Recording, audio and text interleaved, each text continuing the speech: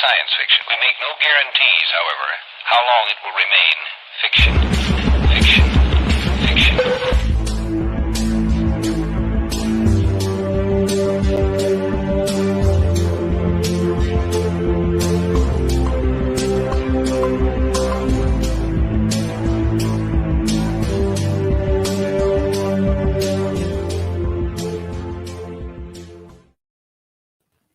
Shifty salutations, cognonauts.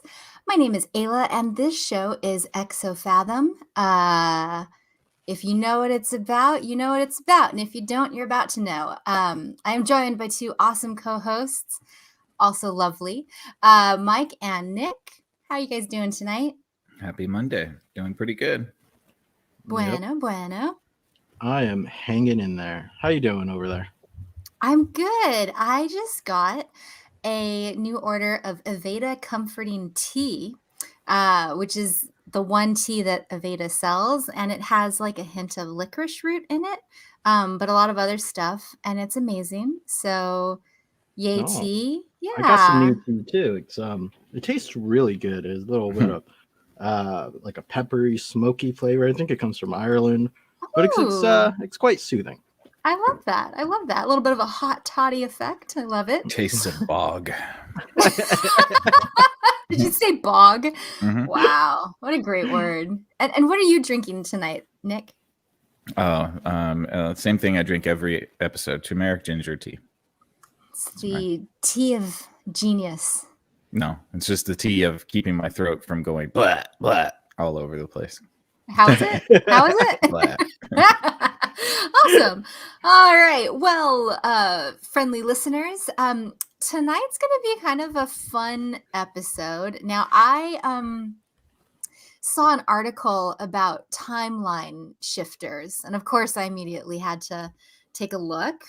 And what could this be? Let me go to my notes here. Okay, so on TikTok. Hold on. Yes.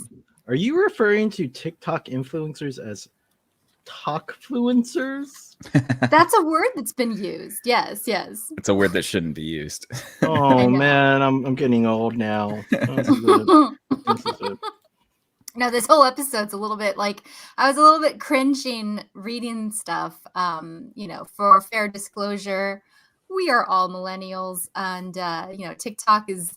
Golly, I think even when I say the word TikTok, I know how a boomer feels when they talk about the Facebook or something. You know what I mean? Like, but it's Chinese spyware. It's finding all your faces and building a database around it. But we won't get into that. Continue. Oh, TikTok. It's so fun though. No, I still don't have psyop it. To try to make kids believe in flat Earth. I'm kidding. Well, you do have the disclaimer at the beginning of every show. Science fiction. Lots of theories out there. But no, this is about reality shifters. Apparently, there are a whole bunch of kids out there. And I say kids because I haven't seen any self-respecting, millennial age-looking person. Everybody seems to have the background bedroom of a high schooler or maybe early college person. But there are billions of people who are watching, creating, and experiencing a thing called timeline shifting. Have either of you guys heard of this yet? Am I only coming to this kind of late, or have you heard of people doing this? Well, it's funny too, is that TikTok had a huge craze about the gateway experience for like a few months. Mm-hmm. Like it just started spreading everywhere and everybody was talking about it. Yeah, I know. I heard about that too. It's wild. So it's interesting because for whatever reason, the esoteric and TikTok are very intertwined. Like some of the biggest trends happen to be like occultism and stuff like that. So, but no, I have never heard of timeline shifting. I would just assume that's waiting 5 minutes. I think that's one of the things. They're like a lot of videos start out with, what is it? You're doing it right now. We all do it. It's called existing. Right. So you mean like making decisions? Like your one timeline, you made one decision, and then the other, you did the other thing? Yeah, they're claiming that you can shift between realities using different methods. Um, and a lot of it to me reminds me of like manifestation principles, like The Secret. Um, Gosh, there's like so many different like things that I've heard about. But like this idea that if you just change your subconscious beliefs that you can like manifest your desired reality or outcome. You guys have heard of this, right? Yeah. No. Do you Well, you heard of it now, Nick.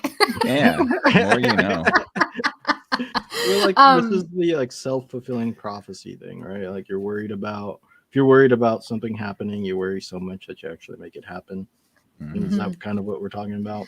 I mean, kind of, yeah. I'm on the fence about it because I understand, a lot of folks are like, well, like I manifested this. You believe in it, you speak it into reality. Some people think just by speaking it and thinking about it, you're just building your focus. And so if you're focused on something, you're more likely to do it. Kind of like self-fulfilling prophecy. And there's a side of it that's a little more woo. And there's a side of it that's a little bit more, I don't know, like just plain and simple, like you focus on something, you do it. I just mentioned that again. But So they're summoning demons to curry favor. there's that. It's also a great way to build anxiety. Just think about this one thing with the exclusion of all others. Right. Honestly. Well, and then you have the concept of, sorry, Ayla, just to No, go ahead. piggyback on that. You have the concept of intrusive thoughts, right? So if you have like a thought like, oh God, XYZ is going to happen, that's like a negative thing. That would be more anxiety inducing to have like certain intrusive thoughts if you were like super tied into that manifestation zone, because you're like, oh fuck, like I just manifested dying or whatever, Right. Like, yeah, you manifest a sandwich and then all of a sudden you have this intrusive thought of like, oh wow, stab like yourself. No, like I hope there's not an earthquake right now. It's both. Yeah. There's an earthquake. I'm gonna go stab myself now. Thanks, y'all. Oh man. But yeah, I mean, so this is all good stuff, because I think that like wherever you lie on manifestation, there's lots of ways to go about it. I think it's part and parcel with this concept of TikTok timeline shifters traveling to alternate universes. Oh, that's weird. Something in my room just moved all by itself. I don't know if you heard that. I know. It's probably just poorly assembled trash. I need to take the trash out.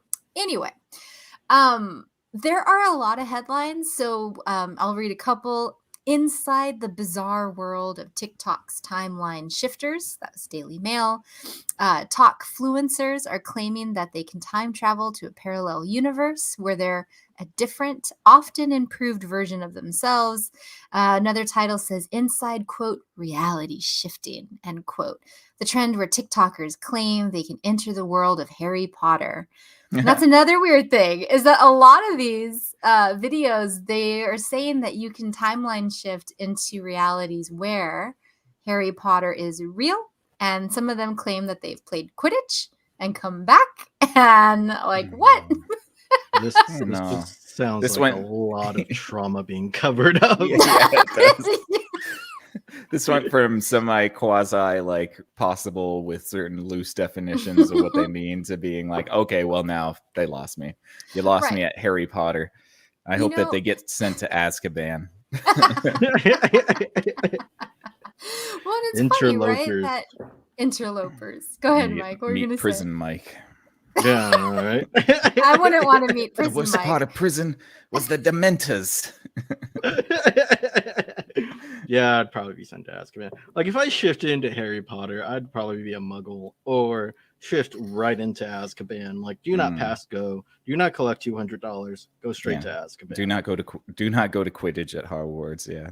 I wouldn't even be able to afford Hogwarts. I mean, how pissed would you be though if you time shifted into Harry Potter world and you were just a Muggle? I know. Yeah. I'd be hella disappointed. Like, what's the point? Right. Well, I would say that you didn't, you didn't really believe, your subconscious wasn't on board with whatever you were manifesting. Cringe. Good old I just unfalsifiable logic. Yeah, I mean, exactly. That's obviously because Star Wars is better than Harry Potter. So if I'm going anywhere, we're going straight to like the Old Republic. Oh man, no, I'm going straight to the forest. Wait, was that a car or did you just cue a lightsaber sound effect? No, that was certainly not a lightsaber. That was one of them fancy motorcycles, I think. Oh, okay. Well, I think I got like a weird glitch because it sounded like a like that's my best lightsaber That's sound. your lightsaber sound? It is, yes. It's more like a Death Star firing. I'll go back and listen it. I'll go back and listen to it and I'll reassess. But yeah, so just more on like what it is. Some people talk about wave entanglement, that they're taking the subconscious, the consciousness, or your subconscious and your conscious, and there's some sort of like theory about how maybe this ties into the quantum. And I think that's where some people did go from like the gateway experiment to then these types of like meditations. I talked about it being part and parcel with manifestation and the law of attraction. And so there's concepts, they have a concept CR and DR. So I might refer to that later on. CR is your current reality and DR is your desired reality. What's really interesting is that, like, I was thinking about this, like, so are they just saying talking about imagination here? Yeah, we will talk a little bit about imagination later in the episode. Because I don't. Could be astral projection though. I mean, there might not be a very big difference between the two. I don't know. My theory is that this is like the existentialist movement of psycho paranormal meditation. Well, then the world has fallen because it's on TikTok. I mean, sorry. Doesn't TikTok just make you think of like doom, right? Like the doomsday clock? TikTok. Is that just me, or am I reading too much into it? I mean, I wouldn't just jump to doomsday clock. TikTok is just what the sound clocks make. So you know what, we did just watch Watchmen. The doomsday clock to your attention span and doing anything productive with your day. So true. Oh my gosh, I know. I'm glad I don't have the app. It sounds like, it just sounds like a pit. And yeah. Well, okay. Well, now let me just go back and just remind folks, as weird as this topic is, there are some videos about reality shifting that have had 24.4 billion views. And that one, I believe, had the hashtag DR.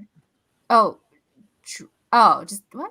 Draco Malfoy. Well, that doesn't make sense. Oh, no. Okay. It was a reality shifting video specific to Harry Potter. So over 24 billion views. But then they have like shifting realities, and that still had 1.7 billion views. There's YouTube videos with 1.3 million views. And yeah, I mean, so again, there's a lot of people who are watching this stuff. So I got to thinking, like, what is going on here? Nick, I very much felt like you were on point when you talked about it, like people trying to avoid mass, or what is it? People like trauma response or something like that. No, that was Mike. Yeah. Oh, was that you, Mike? Mm-hmm. Because a lot of one of us. I don't know anymore. Well, yeah. I mean, it started to get a lot of steam during the pandemic, which I thought was kind of interesting because you've got a lot of people. I don't know, like. So before we get too much further, what are we talking about? Like, what are we seeing here? What are the videos of? So the reason I label this existentialist movement is that well, like an existentialist version of meditation and different things, is that nobody can really pinpoint what the individualized experience is, right? Because But what people's are the videos? Why are they oh, getting so okay. many views? Like, is it just some guy that's like, I can jump into Harry Potter world?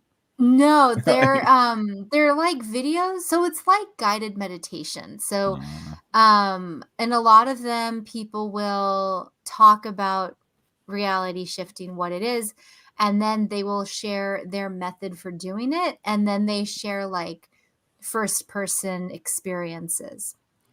Um yeah, I think that's the majority of them. And it's So, really go ahead. I'm sorry, no, you finish your idea. I apologize. I just was going to say it was really interesting because I feel like in a lot of them, people really love having this like special thing that they do and then they can talk about. So I feel like there's also this element of just like wanting to, well, I don't know. I mean, because Escape? yeah, but escape, but also like bring other people into your escapism. I can see that. I guess it can work at this from the angle that it's true.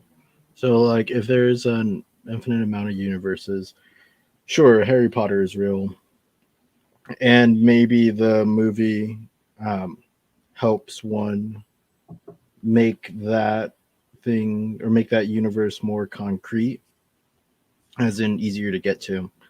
And then through these guided meditations, you astral project or have a large enough quantum event where your consciousness shifts to that reality.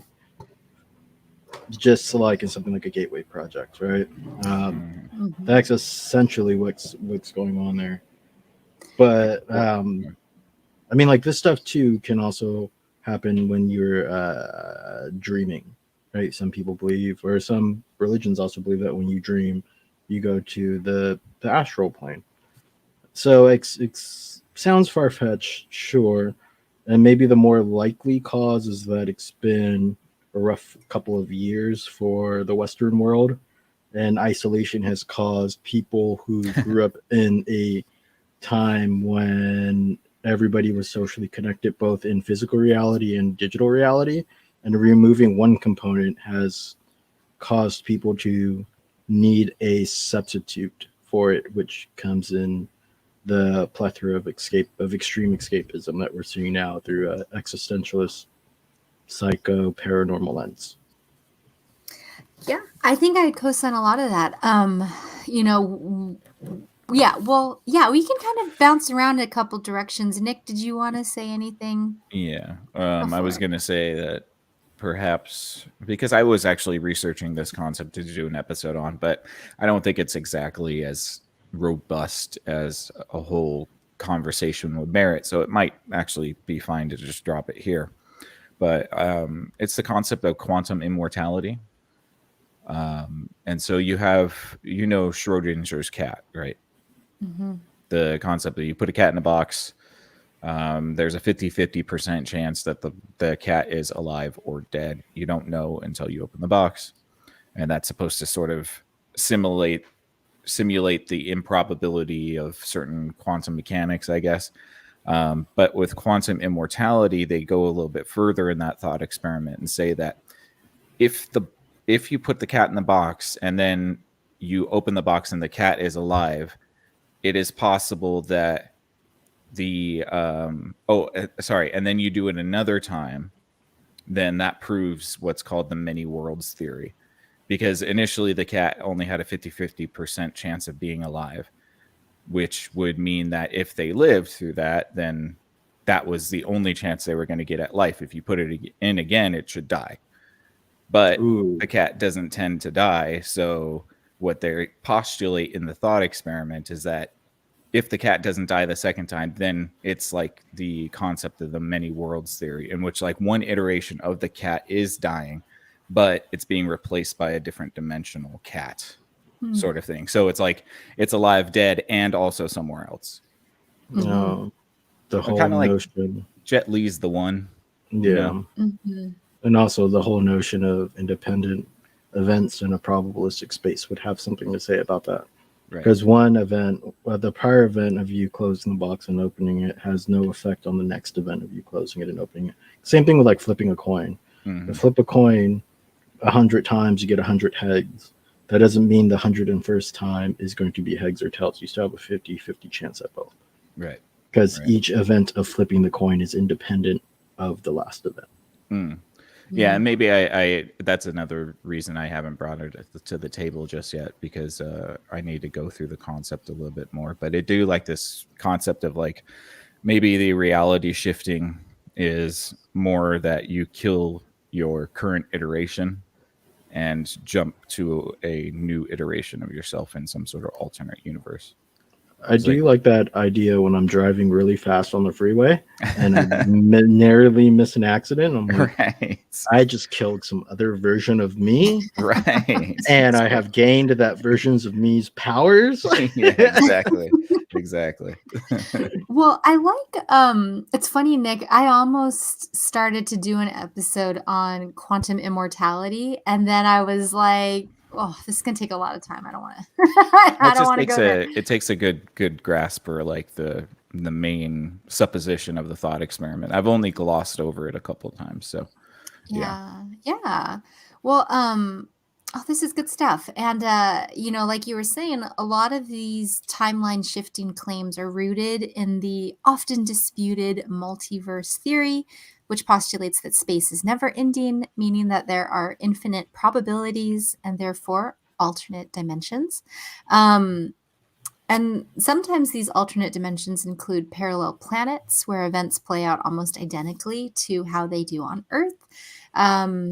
And so, as far as traveling to these interdimensional doppelgangers, it's impossible to prove. But, I feel like in a lot of different circles, the idea of consciousness is a vehicle to, transport oneself or remote view or time shift, or even contact aliens. There's a lot of focus on consciousness lately. Yeah. I'm also wondering too, is it that you are projecting yourself or your astral self into a different reality, or are you changing the reality around you? Because like if you think about like the first. Well, I mean, but like think about it this way: if you just take a 1 minute out of your day, your whole day, you have 60 seconds. 60 seconds. Every second could be a decision. You're creating two branches of reality almost every second that exists. Like right now, there's another branch.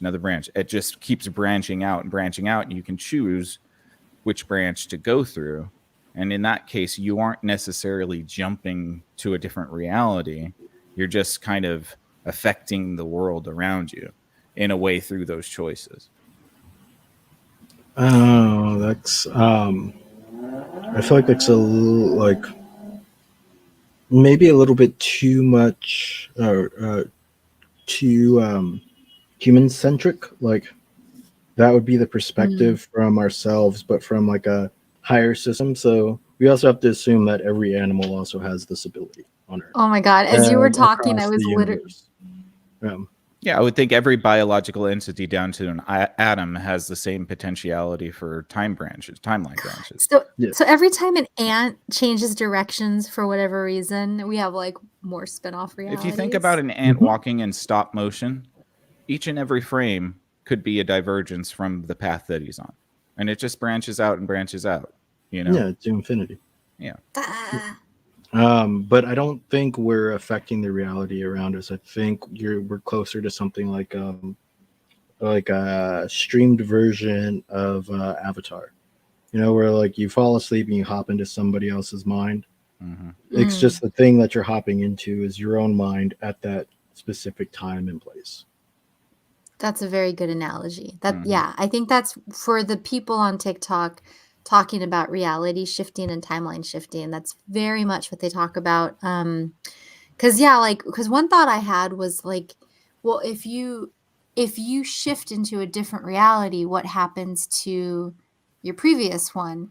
And I got some really interesting answers. Like one person asked, if you die, while in your desired reality, what happens? And they said, well, you never leave your current reality. You just get to, in a sense, click into a desired reality and experience that for a while. Has there been anybody that's ever messed up the process and gone into an undesired reality? Yeah. There you go. Dude, that would be, I wonder if they have like a UDR. Because But, if this is like a real method that one can practice, then that leaves the chance to error. So not everything's going to be all fucking Harry Potter and Star Wars. You're going to eventually run into a reality where you're not who you're actually much worse off than you were in your current reality. yeah. Well, and I think some of the methods talk about like having a safe word that you can use for your own self. Cosmic egg, guys. Cosmic egg. Cosmic egg, yeah. And clearly. Well, why don't we skip to page 5 in the notes? There's a how section. So we can go back to kind of this larger picture because I love this conversation, and this is very much where I wanted to take this. But again, just to kind of ground the episode. So most people they experience shifting by entering a meditative state or a hypnagogic one. I hate that word. That word's hard to say. Hypnagogic. Is that right? Mhm. Gogic. It's a weird word. Anyway, it's a place between sleep and wakefulness that occurs naturally as we drift off each night. Some conflate reality shifts. Sorry. Did you hear my paper? I've been wanting to like incorporate sound effects. Anyway. I was really waiting for you to go turn to page 5 and then like fucking Yeah. No, I don't know why. It just makes it sound so official. So yeah, I missed an opportunity there. So it says here, some conflate reality shifting with lucid dreaming, the scientifically accepted phenomenon in which a person becomes consciously aware during a dream, or with astral projection, the more spiritual concept of intentionally creating an out-of-body experience. And some claim you can move your actual body to a parallel universe, but most do not. So according to some talk fluencers, the easiest way to skip timelines is to find a portal described in the Interdimensional Voyager. Oh, these are from article clippings. Some people like to time shift in the shower or near bodies of water.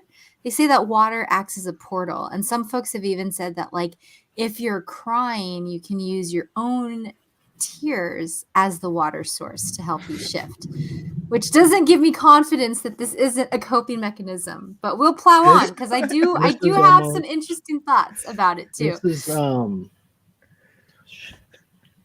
sounds very reminiscent to the director's cut of Donnie Darko, where water find the portal, you use water as a vehicle to shift. Like there's even in the director's cut, I say, it's because they have these beautiful like cutaways to pages of the time traveling book, and you can actually read the instructions that were in the book that Donnie Darko had from the old lady.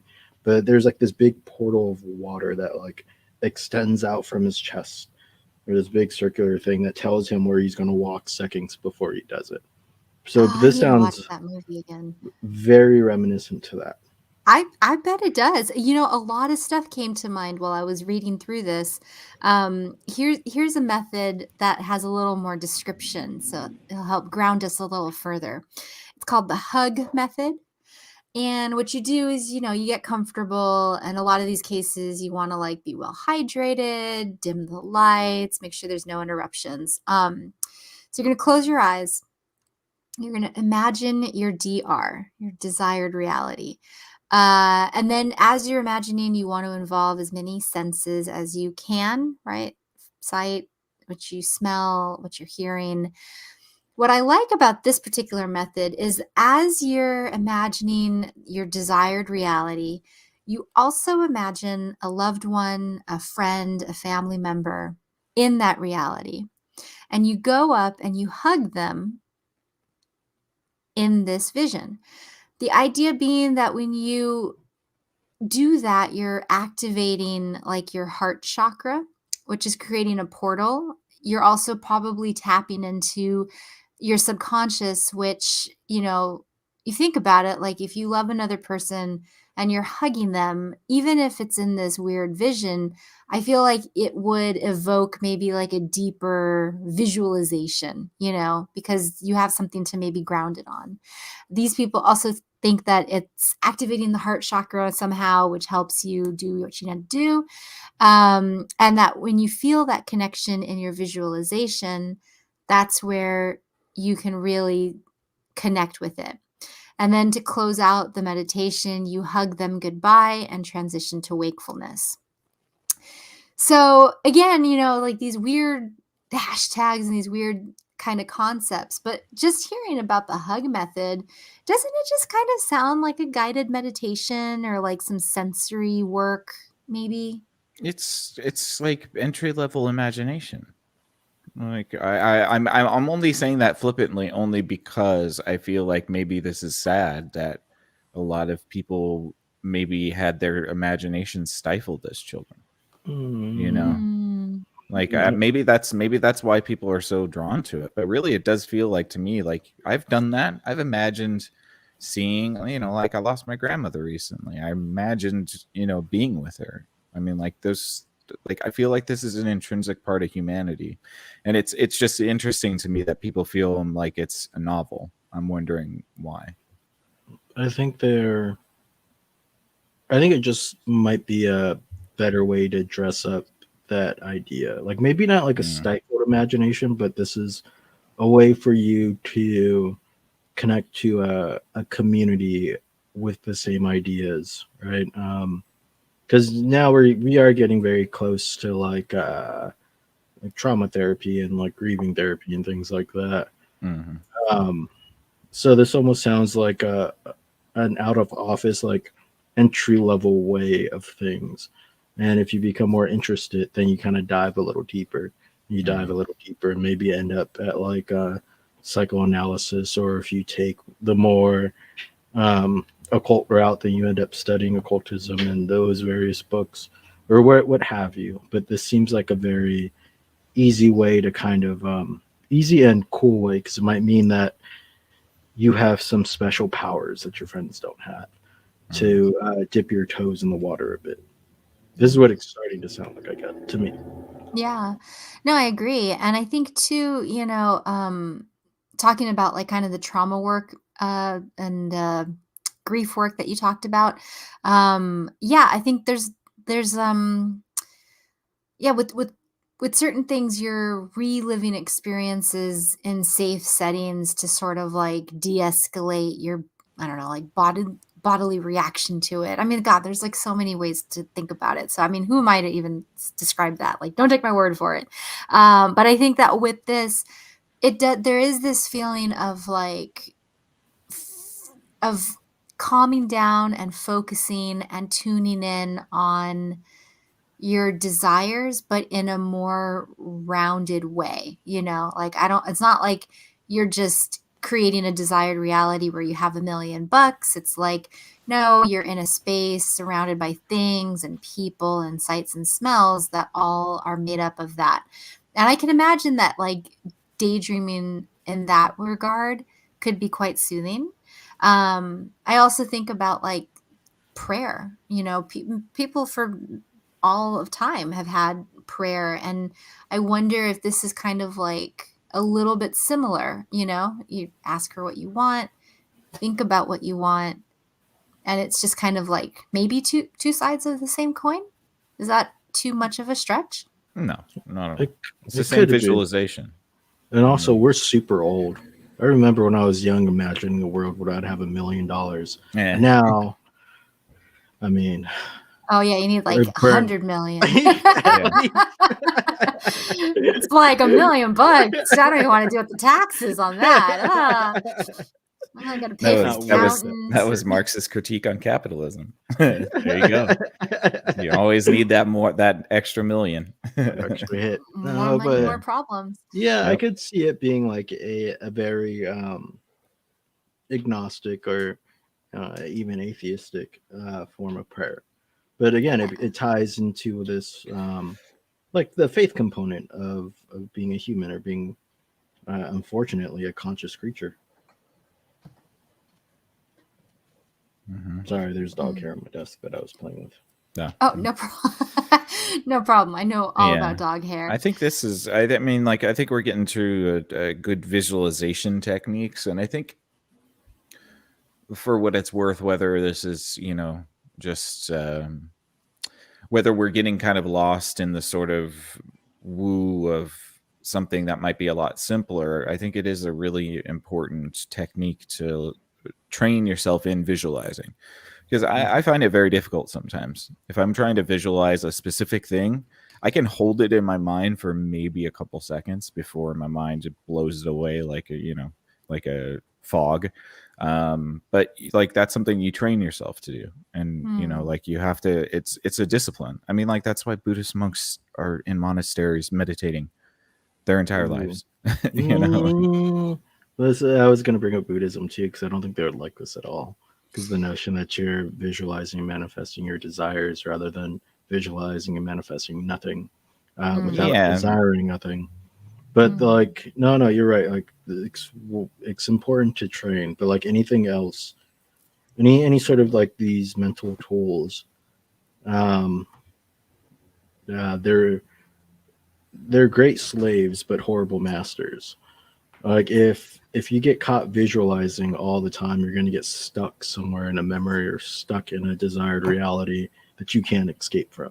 And then that's going to be your conscious reality for the rest of your life, and it's something that's not actually real. And that's the danger. Well, and it opens.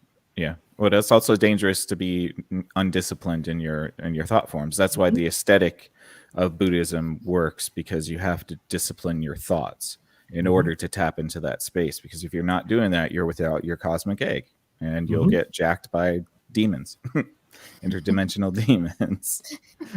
When you said you'd get jacked, I just pictured like demons in trench coats and like a little weapon. Yeah, they'll mug you, man. Like give me your wallet, your mind wallet or something.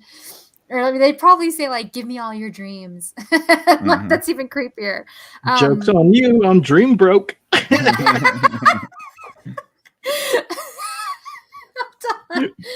Dream broke. I don't know why that sounds like a shirt. We're gonna have the most merch of any show. Like we will have 30 subscribers and like 50 shirts. That's okay. That's about right. We need to have a printing press of shirts, like a printing press of a design, like some graphic designer who's just constantly working on shirts every Monday night. Oh my gosh, while the show goes on. Don't tempt me. Oh my god, my leg is taking so long to heal. I need so much hobbies like right now. Well, let's get into some of these other methods, because I really want to get past this, because there's like two big things I want to circle back to. One of them being humanity's proclivity toward altered states of consciousness, and I have a whole list of different ways throughout time that we've done that. And then the other destination is humans pulling out genius from the ethers. And this is exemplified through brain injury studies. That's really cool. I do have one thing before we leave this whole hug method. Okay. So if we are interacting with interdimensional beings, the easiest form I can imagine them taking is the form of a loved one that you desire most to see. So when you go and hug these things, it makes sense that these would be the sort of like gatekeepers into that reality, but they're not exactly who they look to be. What was the episode we did on tulpas? No, not tulpas, but that dream god that. Oh yeah, the dream man. Oh right, that creepy face episode that I had to stare at the whole time. Thanks, Nick. Yep. Yeah, that episode. So it could be that god, Morpheus. Could be that god that you actually see whenever you do this method. But the whole thing of kind of clicking in through a totem of sorts, if you imagine a person as a Mhm. totem, is something that's very common within a lot of this sort of like visualized meditation techniques. That's a very good point. No, I didn't even think about it. And especially this idea of like, you create this desired reality and then you imagine a friend or a loved one. Like, yeah, that would be a really interesting, if all the woo stuff holds true, to have like some sort of weird interdimensional demon like take a place and take you askew.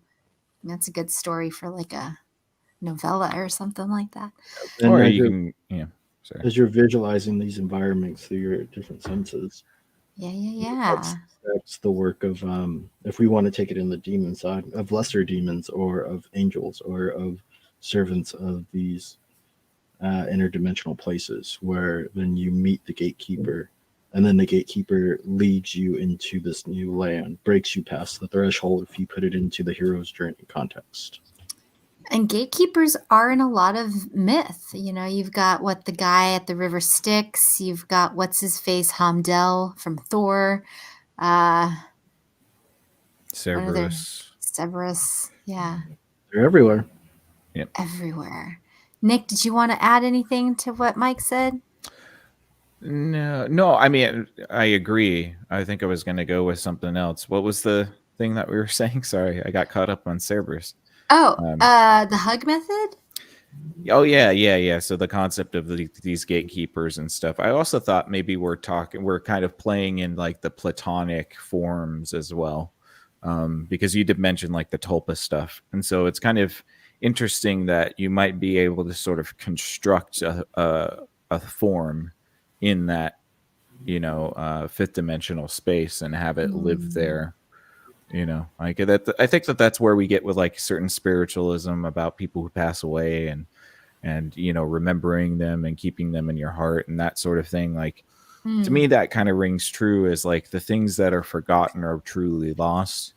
And so, like that, keeping that energy to feed that sort of like form is kind of an interesting concept too.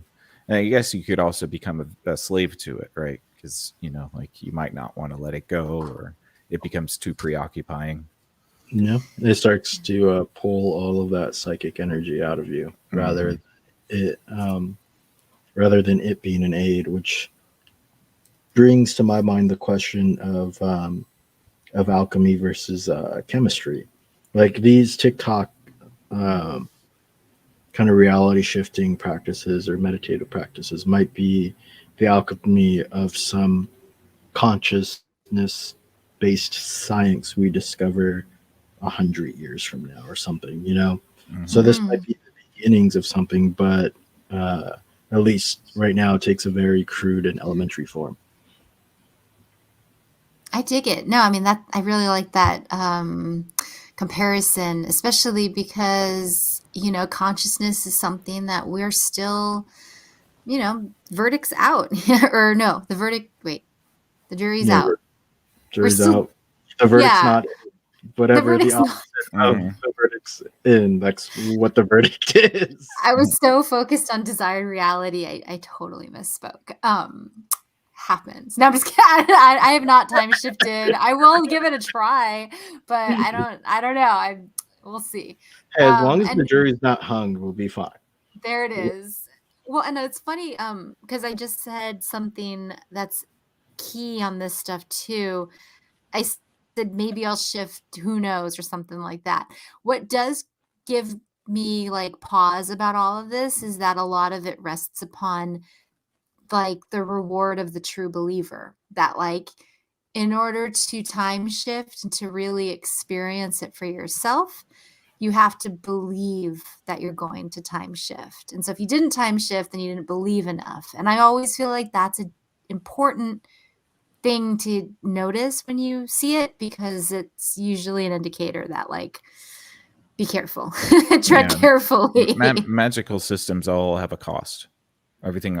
I mean, that's why I don't try to buy into magical systems too much. I might have my superstitions here and there, but like they will ask a cost of you. So I do think it's interesting that we're kind of playing within this esoteric occult magic for lack of a better word, because I know there's spirituality attached to it as well, and it's probably deeper than that. But it is interesting because you talk about this concept like the belief is the price of entry. It's like total belief, and that might be challenging to maintain, and maintain in a way that it doesn't destroy your life. Like, so I know there's, practices of, I'm thinking of Qigong specifically. They talk about how you should never stop doing Qigong if you start, because it can really fuck you up.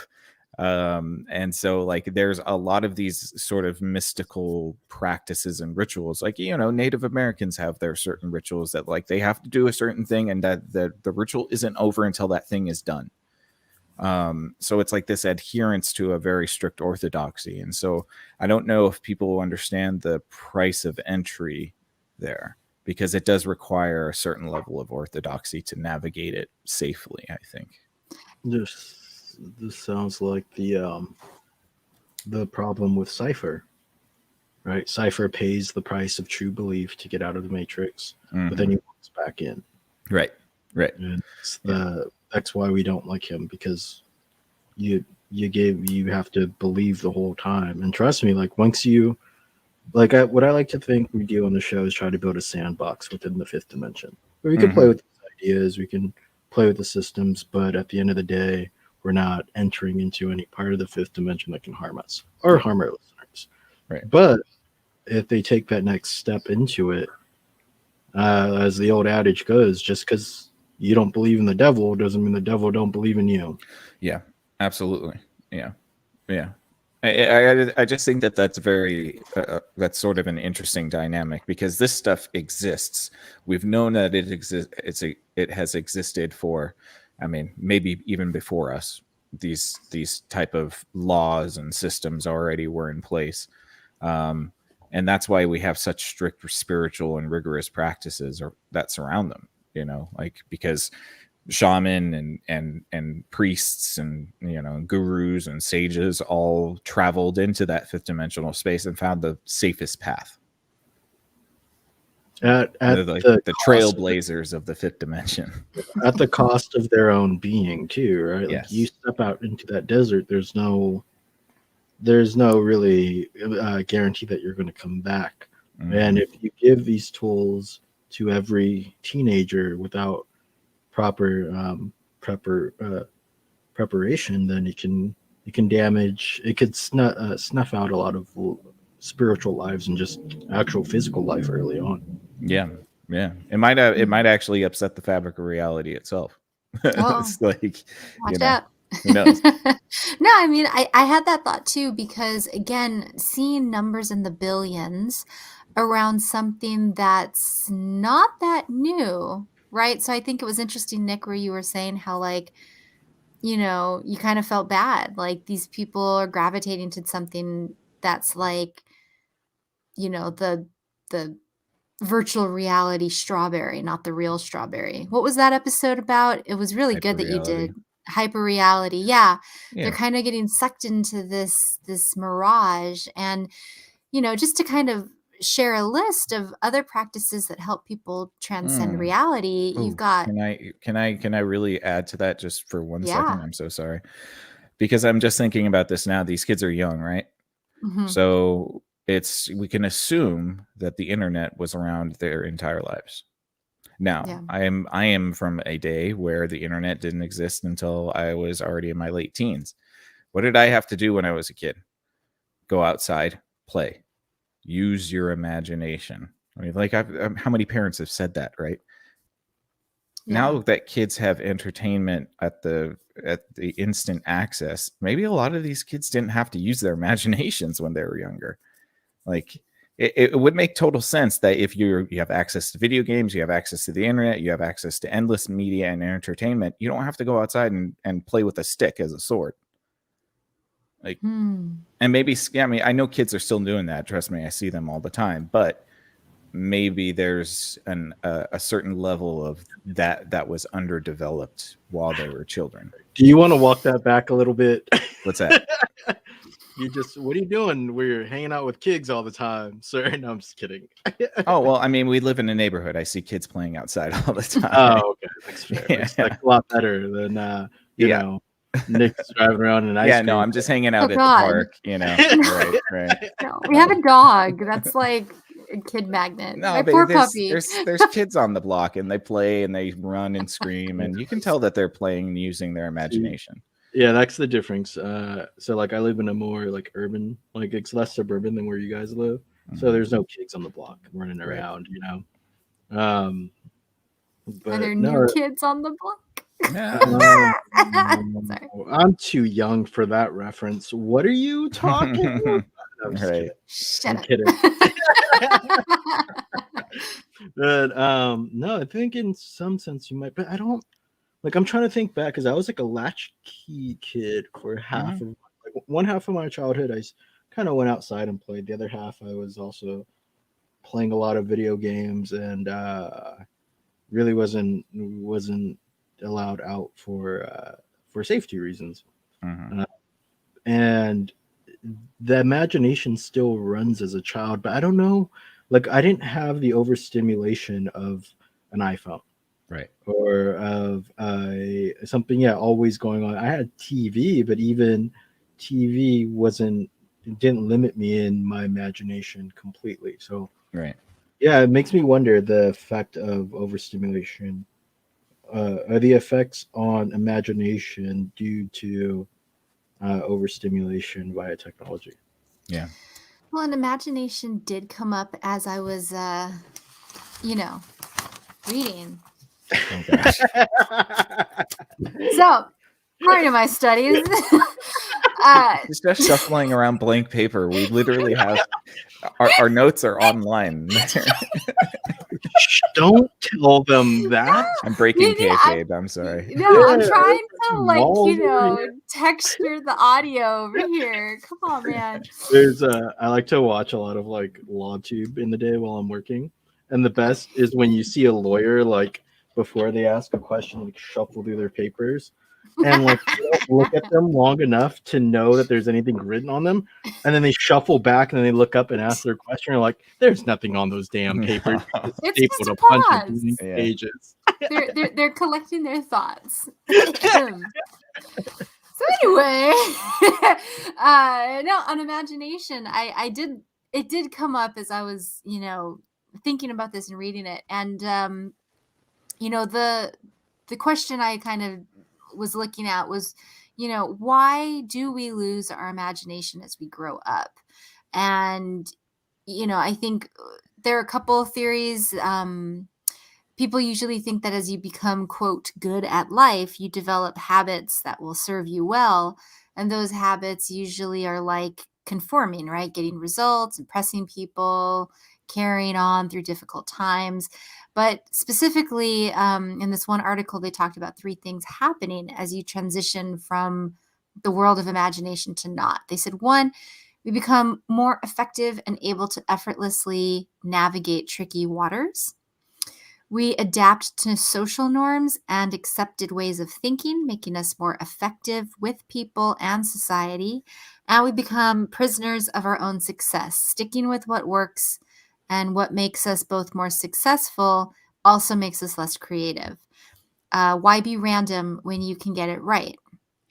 And so, I think in that way, our artists aside who continue to reinforce that creativity, it is interesting to think about the ways that your brain starts paring away the stuff that you're not using in favor of the information, the patterns, the thinking that gains acceptance, success, appraisal, all the kind of stuff. The quickest point between A and B is a straight line.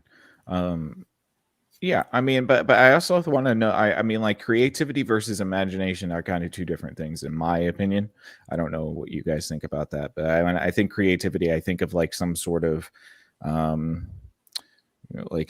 constructive qualia that is expressed outward. Imagination to me is all in the mind. I reject that. I Okay. think. I reject that. Sorry. I apologize. I'm the engineer. I and he's coming reject out. that, sir. What are we in Objection! Parliament? I Come on. reject that based on the ground. False. No, I see where you're going, but I like to pull back creativity to just a pure internal process. Something like we have thoughts. Imagination is creativity expressed in thought form. Whether or not you paint it, write it, engineer it. If you're a scientist, find a new way to make a proof or something, or solve, or a new experiment. You're a mathematician, find a new way to find a proof, something like that. But I do think that creativity can exist completely internally, and the word that we use for that is imagination. Right, but I mean, in the context of what the article was talking about, it seemed to me like they were talking more about a sort of creative qualia, not just like I can imagine something. You know, like I don't understand. Like you can still cross from A to B in a straight line, but you can also think outside of the box. Like that's not, to me, that's not like. So you're I don't talking think more they're about like mutually exclusive. creative visualization, or are No, you just talking imagine. about like the spark of imagination? No. There's the spark of creativity. Imagination would be. I mean, imagination and creativity are pretty much the same thing. I can understand, but I feel like there's a difference between what the article is referring to as creativity and what we're kind of talking about as imagination, I think, in a little bit. Well, because we're smarter than the writer of the article, obviously.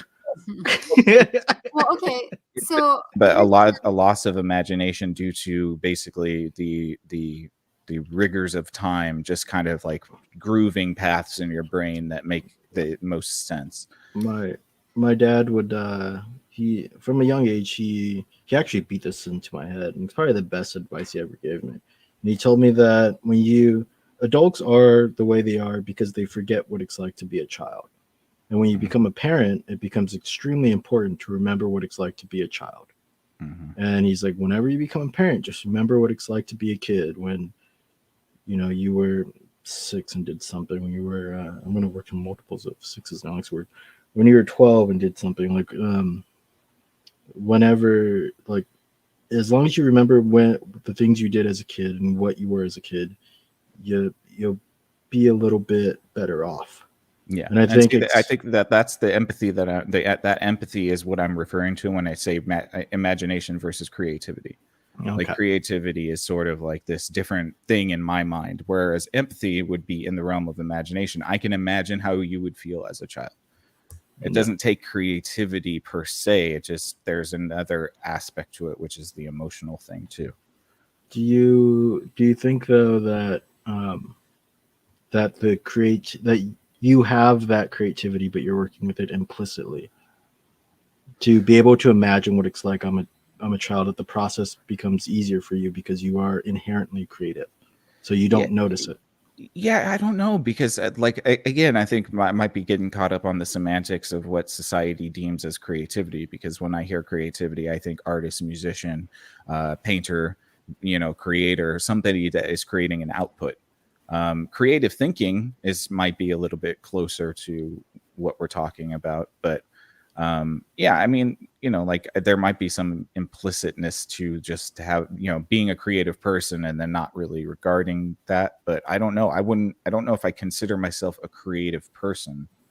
He says as the producer of multiple podcasts and on the host of Exofathom. No. Yeah, but that's what I mean.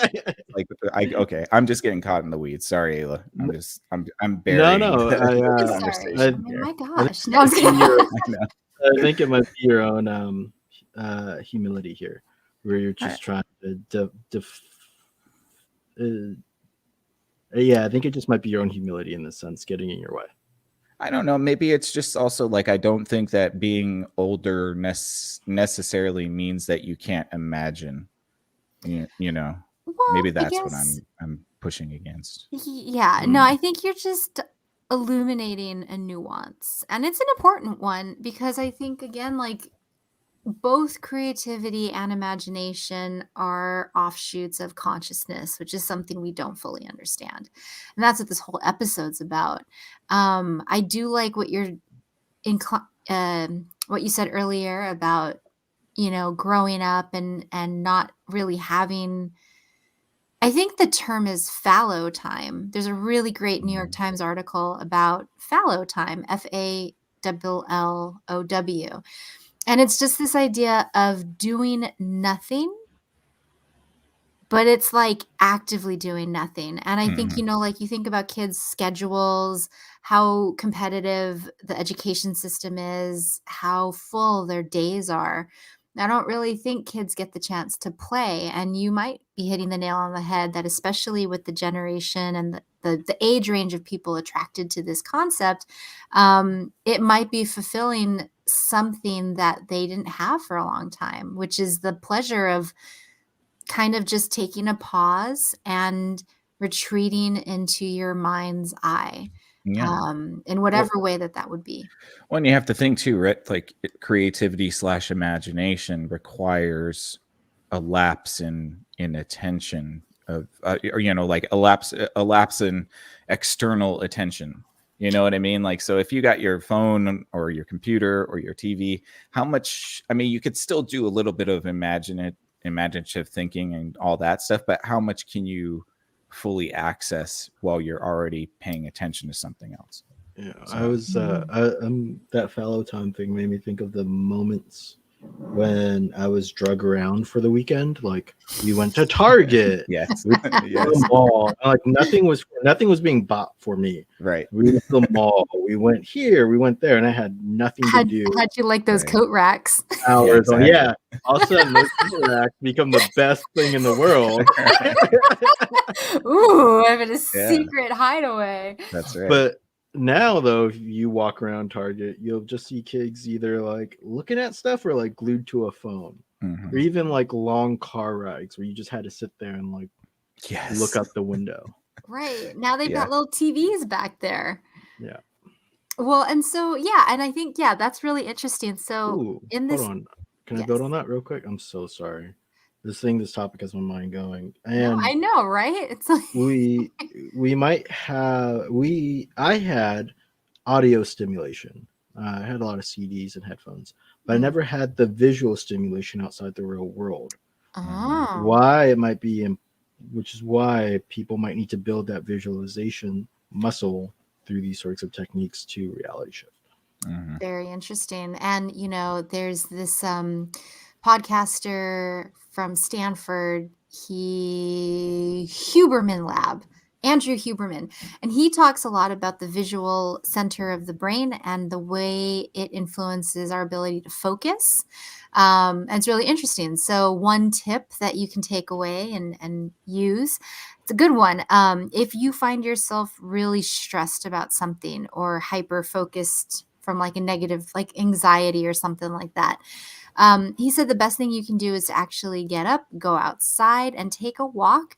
And most of what you're doing is that you're shifting your focus. So if you're on your computer or you're on your phone or you're looking at your TV, you have a very narrow focus and everything is going on that and everything is heightened and you can become stressed.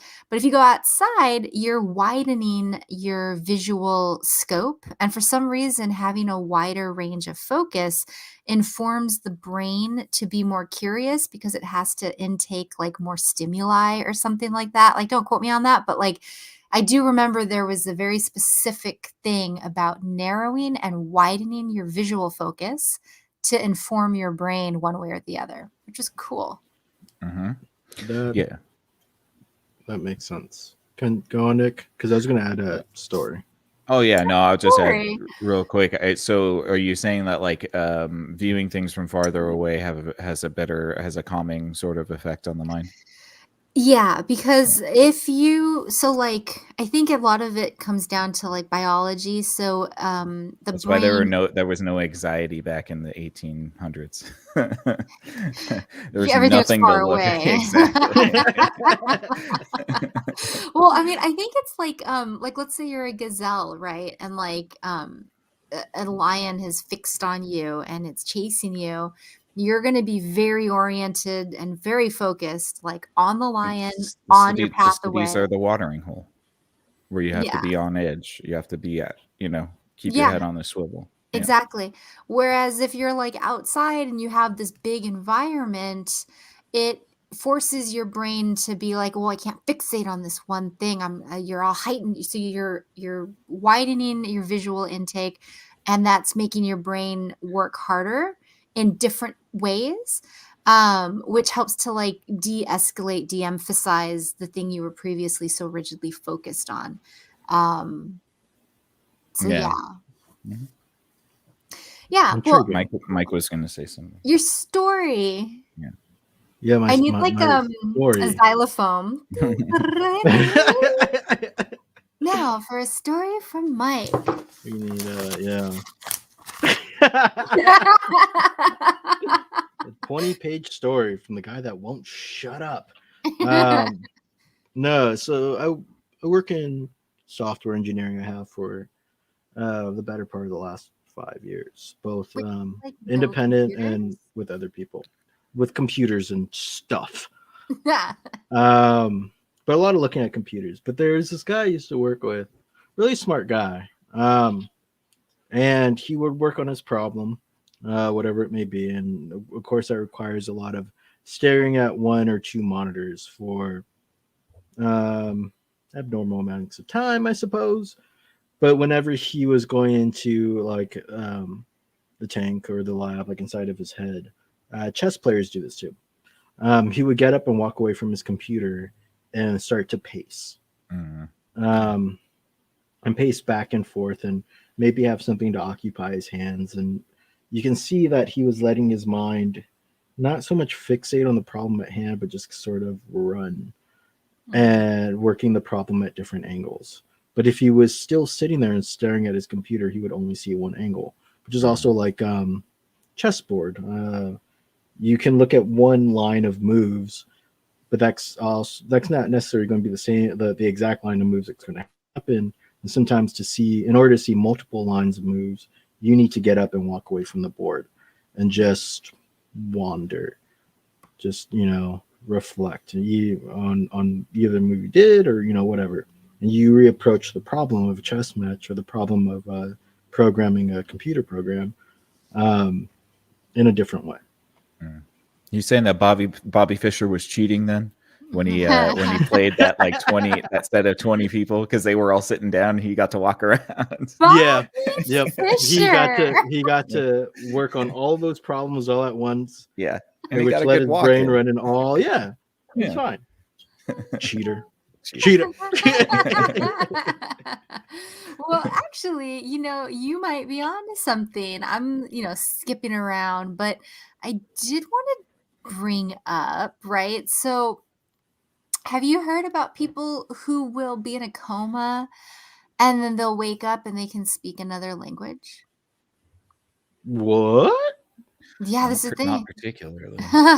Okay, so I'm watching a show called Fringe. It's kind of an old Fox show, but it's enjoyable. It's like was Zooey Deschanel's sister? That's her sister, the Olivia Dunham character.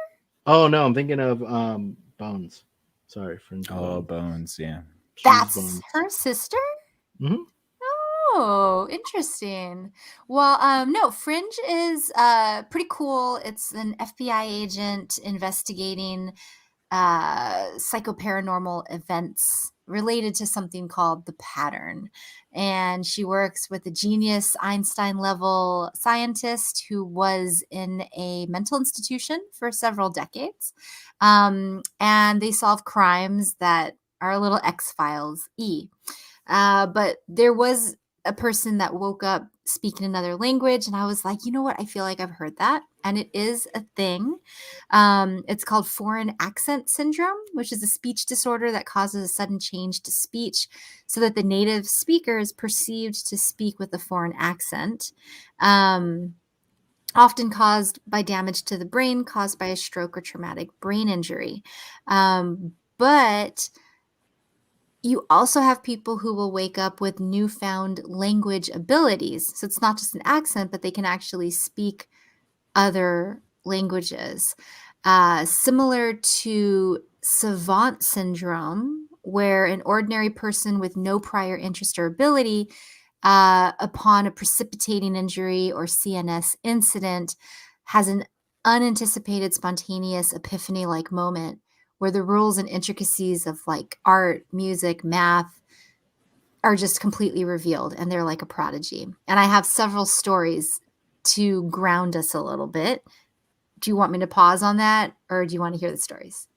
Are you saying that through these traumatic brain injuries and comas that one can, instead of going to a desired reality or an unknown reality, can bring them in?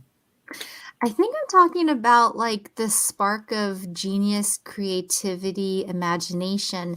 These people who so-called time shift or reality shift, as crazy as it sounds, it's a byproduct of a brain process. In a parallel situation, you have a brain process where something's injured, hurt, paused, and then they come back with something new. And I find that really interesting. Well, maybe it's like what Mike said, right? It's like these brain injuries were so severe that maybe instead of just killing one of their alternate selves, it killed several. And so you're picking up some sort of like gently. You're picking up some sort of like, qualities about the alternate selves that existed. Yeah. I've in my darker days, I've thought about the subset of realities that I was born in. And then, it's actually scary I've never thought of that, where like certain disease or an illness or an event, instead of just killing off one, kills off a whole subset that was based off of like decisions you made before doing that thing that gave you that brain injury. Mm-hmm. So like instead of like me driving fast in the car, killing off one version of Mike, me even getting in the car killed off, or me deciding to go to a place killed off lots of Mikes. Mm-hmm. That's interesting.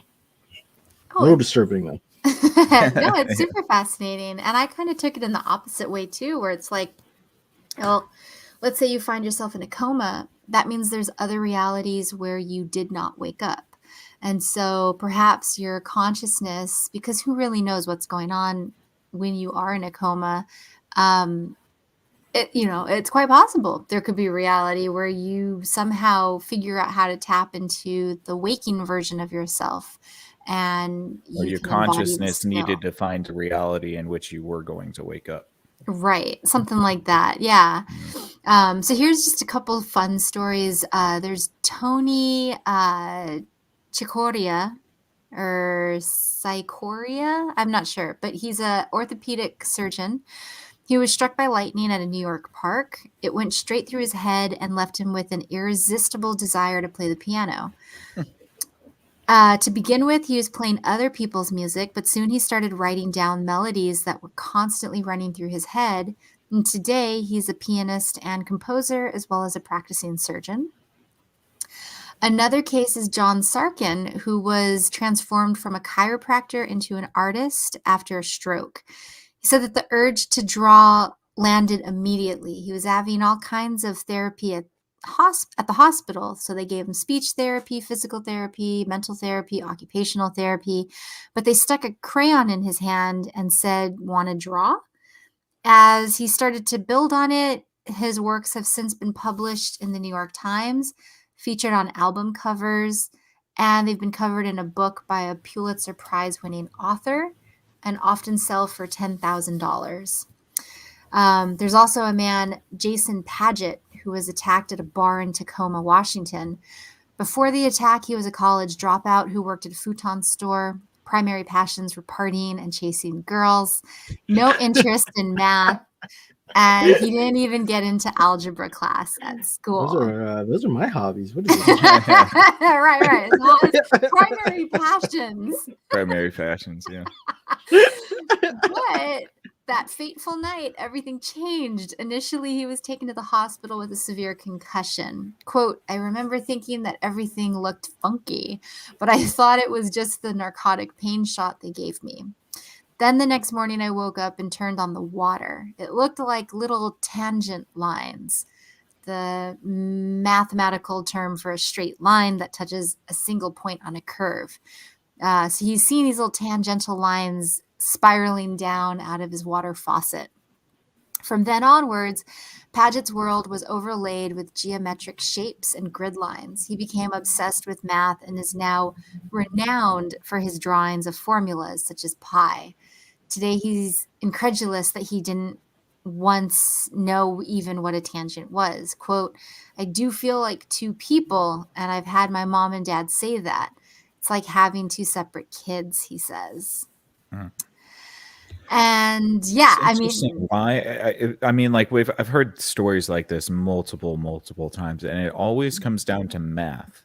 Whether it's in music, whether it's in drawing has a lot of geometry. Whether it's in actual mathematics, like well, yeah, it's always math related, which I it find makes really interesting. sense. And well, you know, music can be converted to math and vice Well, music is versa. math. It is, yeah. And then you're right with art, it's, you know, proportionality, symmetry, asymmetry. A lot of that stuff has to do with geometric shapes, things like that. There's also a lot of visualization that happens with math. Mhm. And just think about like the visual cortex side. Like even there can be I could present to you what am I thinking of? I could present to you like a problem with like a parabola in it, right? And it could be two different ways to solve it. We could drop in like a quadratic equation, or you can do like a simpler route. The quadratic equation would be, metaphorically speaking, a bazooka to a puppy to a very simple problem. If you want to kill a puppy, you don't need a bazooka, but you can use a bazooka to kill a puppy.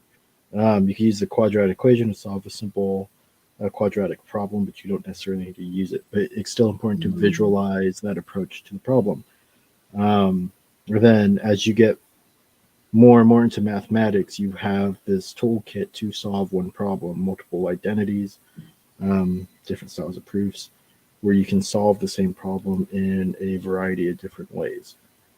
So that implies to me that this is still a visualization thing, and somehow through these incidences or these events, that visualization center is being affected, which is also interesting in the sense of reality shifting, timeline shifting, that it all seems to be visual process based within the brain. Yeah. Well, and in a lot of these cases, because there's a BBC article called The Mystery of Why Some People Become Sudden Geniuses. And they said in a lot of the cases, the 3D scans of the patient brains, not all of them, but in a majority, like 4 out of 5, they found lesions on the left hemisphere.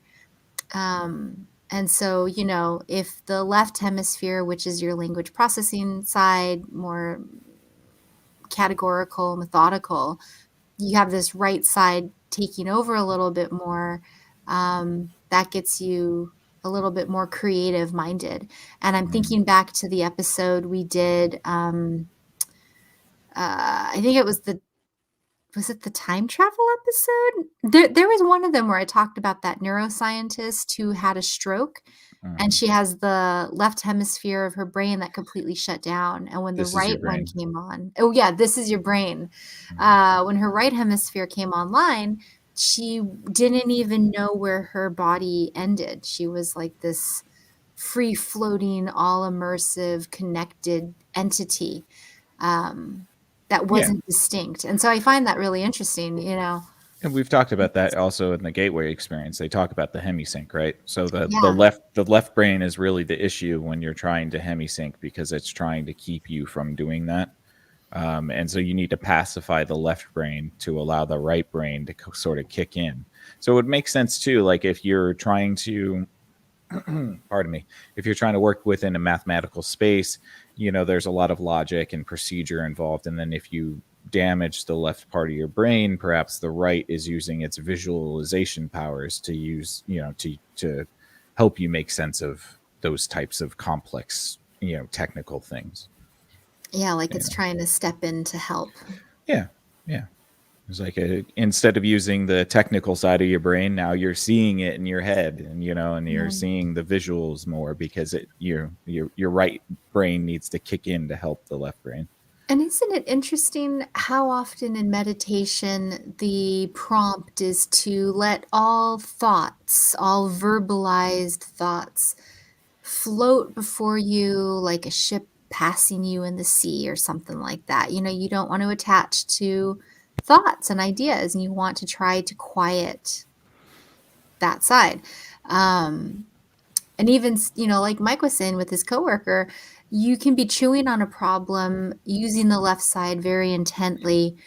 Part of why fallow time is so important is it gives the right side of the brain a little bit of time to digest, enter in some of that like subconscious thought labor.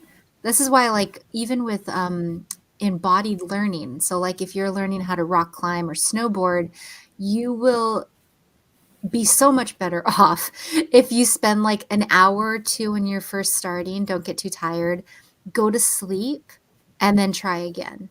So, like 8 hours at something is not going to be as productive as if you sleep on it, because I guarantee you will wake up and your body in the middle of the night was working out how to lean, how to shift, how to pivot, how to like rock, all these different things. They did that with the ski simulator. I think they did an actual study where they had participants do a ski simulator for like an hour or something like that, and then go to bed.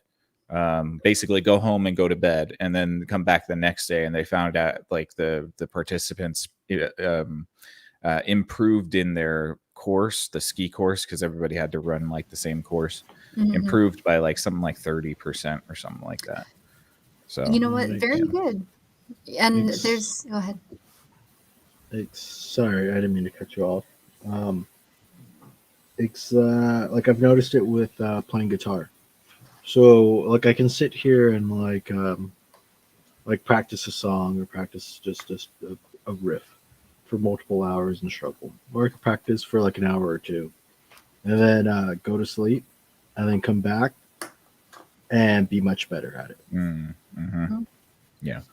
Yeah. And there's even you're going into the fifth dimension and playing guitar in your dreams. your desired reality, man. No, I think this is really good.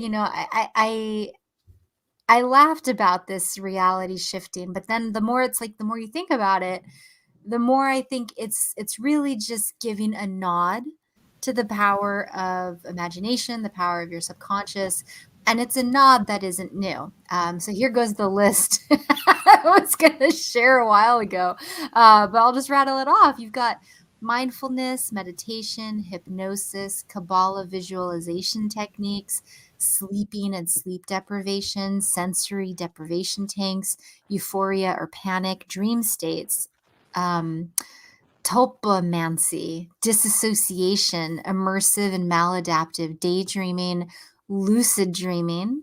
There's even belief systems with identical kind of approaches or findings: the Tibetan Shaug, Hindu heaven of Indra, Hebrew mystical philosophy, Christian concept of the Trinity. These ideas of having some sort of like liminal space or some sort of fifth dimensional space that you can reach into and extrapolate like a boost or a learning or a shift, as people say. So I don't know. I mean, I just thought that was kind of interesting. And back to the Gateway report, did you know that there's a petition on change.org to release the missing page? I have the missing page. Wait, is it really though? Because we went through it. I was going to say, there's a theory. There's a theory that it's not the page. Well, there's a theory that they intentionally left that page out, that it contends it was a litmus test, so that if anybody truly defies time, space, dimensions, they will be able to locate page 25. Page 25 talks about God. That's probably why. Yeah. Yeah. But we have page 25. I trust Yeah. me. Trust me. I looked for it. Well, there was a time when it wasn't out. Yeah, I know. It's true. Yeah, you have to find it separately. So Mhm. like but yeah. Yeah. And so anyway, after reading that list, I had a couple questions, which was like, why do you think we try to escape the confines of our reality? Does the desire to escape require an acknowledgement of a cage? And thinking about these time shifters, what do you think they consider their cage? And what do you think is the yoke we as humans are constantly trying to shake off? No, that's a lot of questions. I got a lot of questions. What was the first one?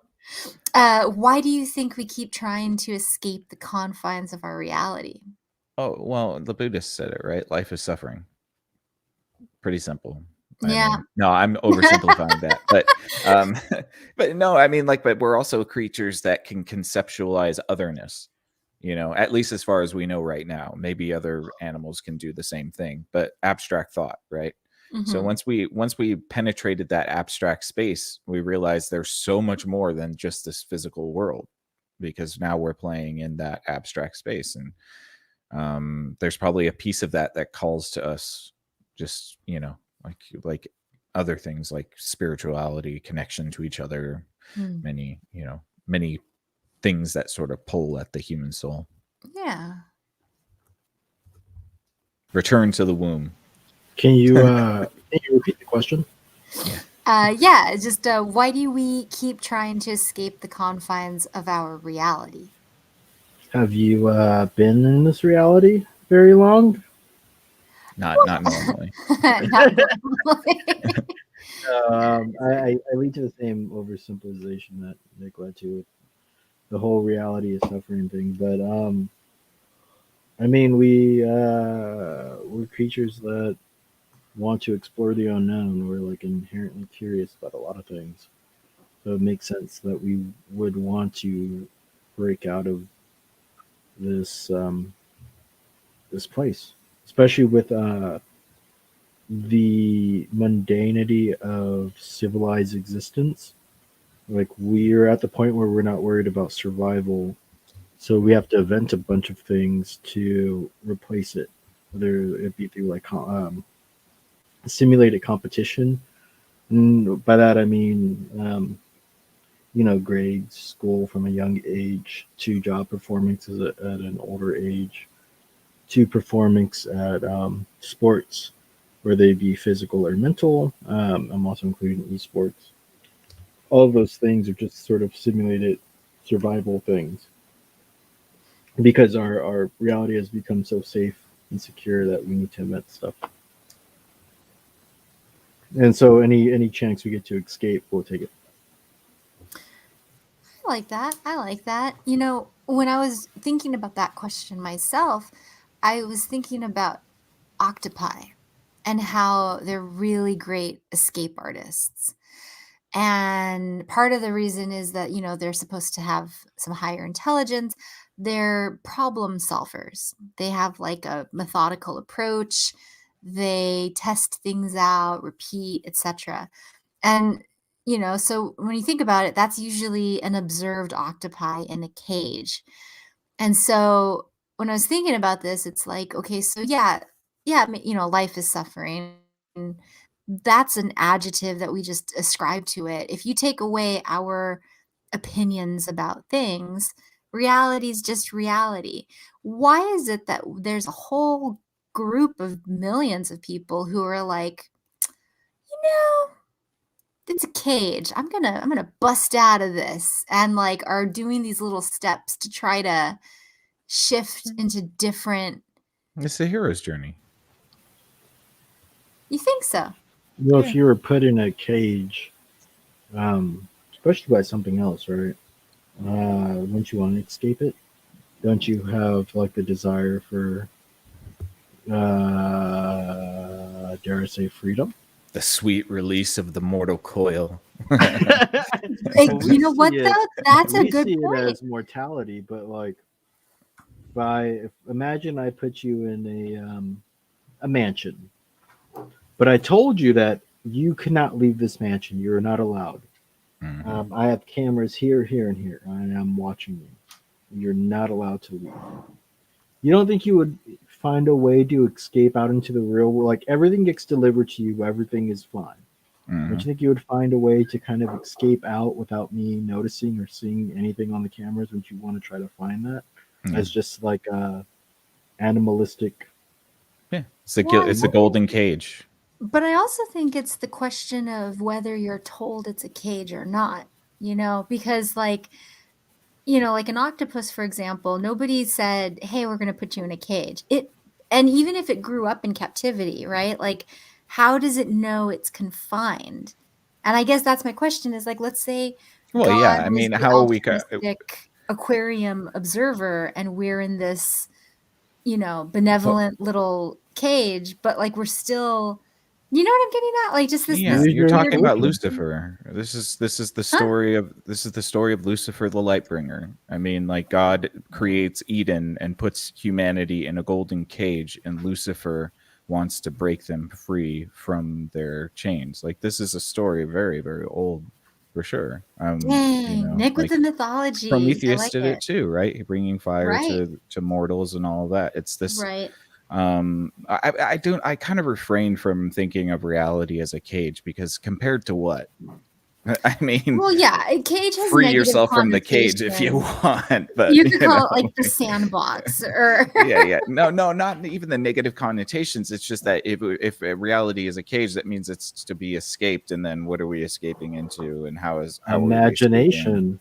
That's fine. That's probably the safest way Come to with escape. me, and you'll be. Yeah. I mean,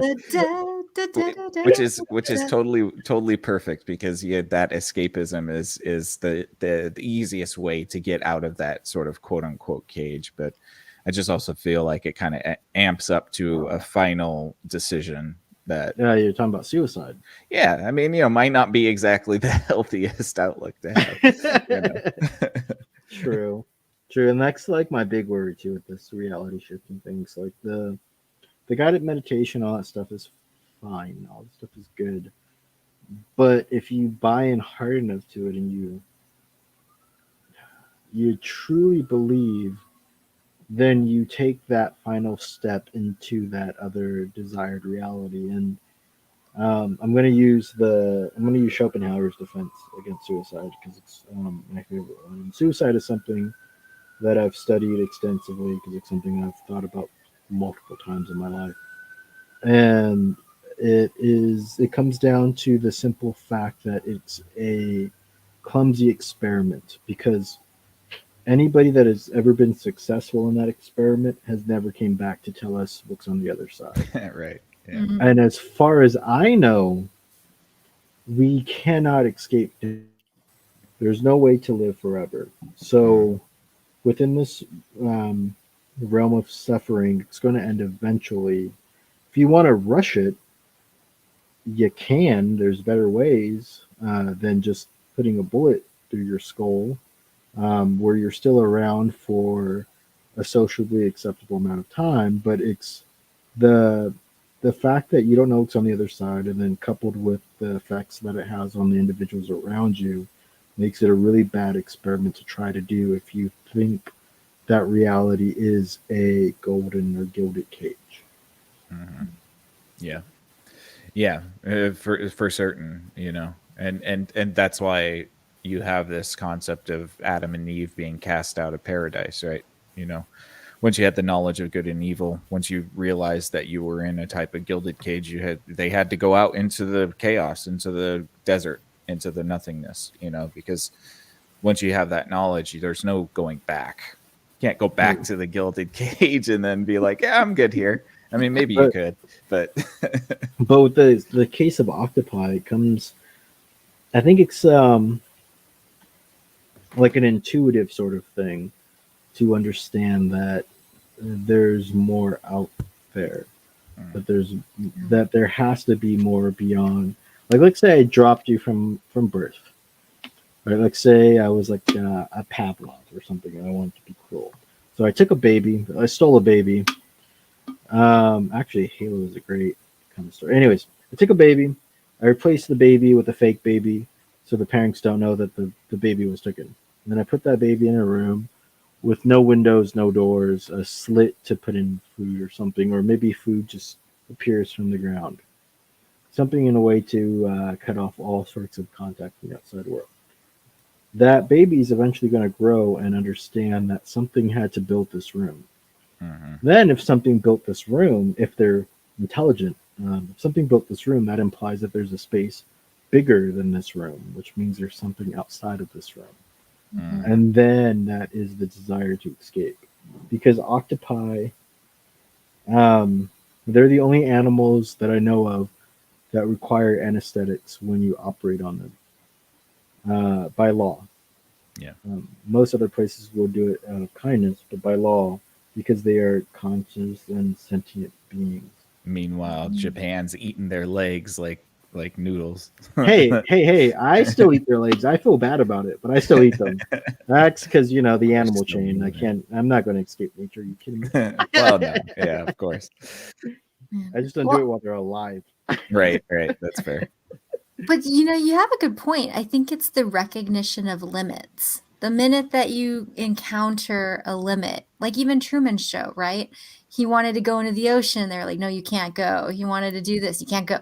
Those limits, you eventually start to kind of catch on. And and full disclaimer, like you were saying, there were some people who took this shifting sort of to a dark place. And I think there's some psychologists out there who would say that, especially for younger people, there's an existential crisis. The younger generations don't know if our planet's going to be around to sustain human life in future generations. There's the pandemic, and especially not just the presence of it, but the interrupting of rites of passage, as well as, quote, normal life, and just for ways to cope. Yeah. Well, there this have been is some positive things, but some people, I can't remember where it is, but yeah. Well, that's a huge social commentary about what's happened, and I think honestly, millennials were probably the first generation, since for a while, first generation in a while to have their futures taken away. And I think every generation after millennials is seeing less and less of a future, which I think is incredibly detrimental to the human psyche. Like I can't believe that we're telling kids that the world's going to end in 11 years. Like the emotional trauma that would inflict on a child is astronomical. And I think we need to be a lot more responsible with that, because if we can't create the future, then they have no hope, and there will be people who do it, but like if they're already on a supposition that there's no use in trying to create a positive future because in 11 years we're all going to be dead, we've done ourselves an incredible disservice. And so I do kind of worry about that, because there are a lot of people out there who feel like the future is already set in stone and dead, and there's no use in trying to make a good one. Yeah, but that might just be teenage angst, though. Yeah, but no, but look, so, Generation X, baby boomers, even the silent generation could all guarantee themselves a home with a family, with a decent house, maybe a car. We don't have that anymore. Oh, I thought you were going apocalyptical. I didn't know you were talking. No, I mean like a secure future for themselves. That's what I mean. So like, yes, they are talking about in the apocalyptic sense, the world is going to end in 11 years or whatever. But what that does is it robs kids from ever thinking about how, like Ayla was saying with this reality shifting thing, like maybe this is why it's taking place, is that they spent so much time thinking that they couldn't imagine a positive future because they were told that everything was going to be ending. And so this concept of, having a home or having a family or being around people you love, building yourself a good life, that becomes increasingly impossible when you keep getting told that everything is going to shit and you shouldn't even try. And coupled with the reality of the housing market and the way the economy works and all of that stuff, like. Sure, but look at it's getting heavy, man. Look at like the blurring of of I guess reality and fiction. Like look at where like instead of like wanting that so-called American dream, right? Like the white picket fence, the 2.5 kids, the house that can support the 2.5 kids, the job that can do it. You're now fed the notion that if you become a good enough influencer, no matter what it takes, you can have the mansion and the fancy cars. You don't need marriage. You don't need that. You just need Tinder. You just need to hook up. So like all of these long-term imaginative goals are being replaced with short-term imaginative goals, so to say. No, And you can get superficial too. I mean, I yeah. didn't hear love and family and in that, like, yeah, you could have a mansion and all the cars and stuff, but it's much harder to find What's somebody you love. love but a secondhand emotion? Hey, man, well, it may be a second-hand emotion. Yeah. No, that dates me back to like the fucking 70s. It's a great song. No, but I do think there's a clear delineation here, in I don't know exactly where to pinpoint it, but the future Well, used to be bright, and now it's not. And I'm speaking that in like a sort of societal consensus. We used to look at the future as bright, flying cars, cutting edge technology, and we still do that. But there's a lot more people who just think that the world is over. Well, we traded the future for the immediate. Now, Yeah. it doesn't matter what your imagination can build or the way to try to get to it. What matters is your Instagram post. Are you happy online? Is your social media, does it how good is your social media? In fact, it's so important that a job might fire you if your social media is not in proper standing. Right. So this attention to the future has through uh, accidental means that like I don't like to think it was on purpose, but maybe it was, but has been replaced with a immediate need to construct and build a good present, where it's like everything and a good present image, not even a good proper present, a good present image where you have to look like you're living your best life. You have to look like you're doing it to the fullest, that you're living 100. Like throw out any cliche Back to the jumble hyper of reality. words, yeah, that mean nothing. Yeah. But the hyper reality shifted from the future to the present. Right. Yeah. And because we did have a hyper reality to the future, right? Oh yeah. Large Yeah. us. But it shifted to the present, and that has robbed future generations of their future because they can only focus on their present. Well, Yeah. and I think it is important to talk about this stuff because, some psychologists have weighed in on the reality shifting, and a lot of them said like there's no harm in using it as like a meditative tool, as like a casual hobby, so to speak. But she said that for a lot of people it can become an obsession. One client talked about how they stopped liking things in day-to-day life because they were just so preoccupied with their dream reality. There was also a couple former shifters who said that their mental health significantly declined after trying shifting. They got depressed, anxiety, OCD, and it said in a lot of cases made them delusional. That this one person said one of the They delusions. didn't wear their cosmic egg.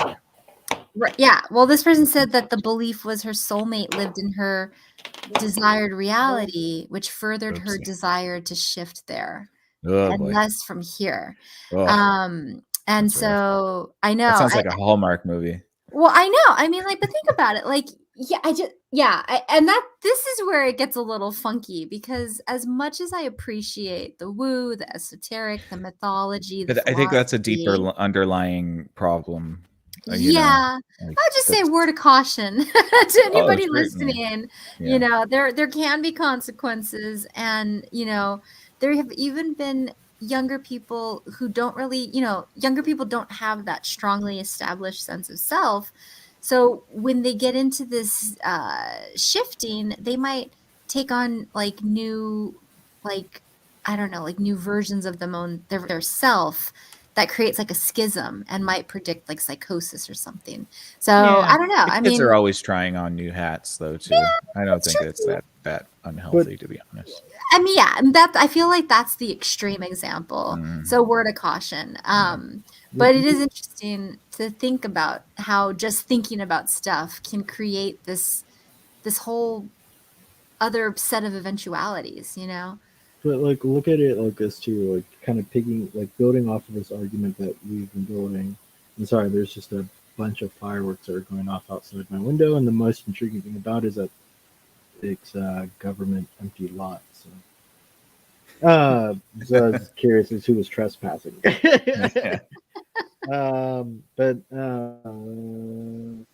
the this sort of delusion, like, and kind of building off, we've gotten to the point where it's like not even good enough to sacrifice the future for the present, but you have to sacrifice the current present for some alternate present, which then causes these sorts of delusions and problems with functional day-to-day life to even give yourself the ability to build a more pleasant future. Yeah. Mm-hmm. Big time. Right. So yeah, I think well, we really went on this topic. This is a good topic. I mean, it's just interesting, and I feel like a lot of our past shows inform a lot of like some of this, and I don't know. I mean, it's just good stuff to think about, and it's obviously something we're interested in, and not just we, like the show creators, but like the people following these trends and engaging with them, that there's so many people out there willing to hit pause and dive into their imagination for a little bit. It's interesting. Mm-hmm. What do you think the proper uses for this? Like, if this is a tool to put in the tool set, where should we use this tool? Yeah, I think that for Positive good. future building. I was gonna say, yeah, to help just with like positive visioning. I think that it could be a really Specifically good future. way. Well, I think it could be a really good way to get your fallow time in, and then also create, like some future focused, I don't know, like goaltending in a weird visually spatial space. Well, if it's I guess that could be. If it's an actual tool, it's good and bad. Since it's Valentine's Day, you might want to try to shift your reality into the future where you're with said partner, like 20, 30 years in the future, and see if you're still happy, and then come back and make a decision. Or what? No, go ahead. Oh, I was just gonna say, or like, like I remember, God, well, when you're younger, you think about like the person you're gonna be with, or maybe you don't. I don't know. Did I? The point I was trying to make is that like I used to really enjoy ballroom dancing, and so I had this vision of like being with somebody who could really ballroom dance, and then I thought to myself like, well, I don't even do that often. Like I should do the stuff in the reality, like in the future that I envision for myself. Most likely I'll probably meet people who do that too. And then I was like, I'm not really that into it. I don't really got to go out and ballroom dance. So then it's like, well, my whole... But you have to entertain an idea to know if you like it or not, right? Right, exactly. In a person to know whether you like them or not. That's true. Yeah. Big time. Big time. Yep. Right. Did you watch Beauty and the Beast a lot as a child? Yeah. Right. I did like that movie. I did like that movie. I'm not gonna lie. But that's my idea for the proper use of this thing. There we go. Yeah. As romantic or non-romantic as it sounds. Hey, way to bring it to the day. It's Valentine's Day. So to anybody listening, happy Valentine's Day.